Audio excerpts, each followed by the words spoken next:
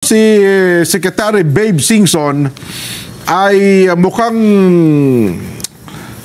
ano ba dahilan ng kanyang pagbibitiw bilang chairman ng ICI?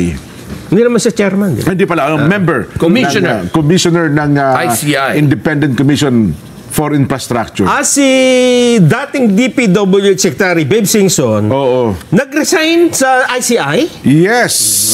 Talaga?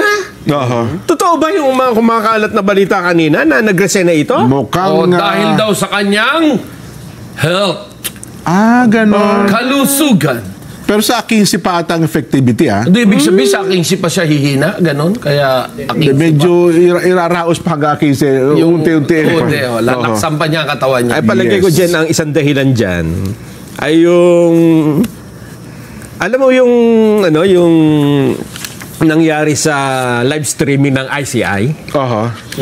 Di ba kahapon napanood live stream yung congressman ng Laguna, di ba? Si Benji Agaraw. Pero today, meron ding hearing.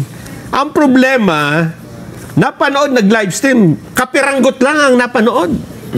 Introduction lang. Ito lang, Kapiranggot? Kapiranggot lang. And then live pa kayo, kapiranggot lang pala.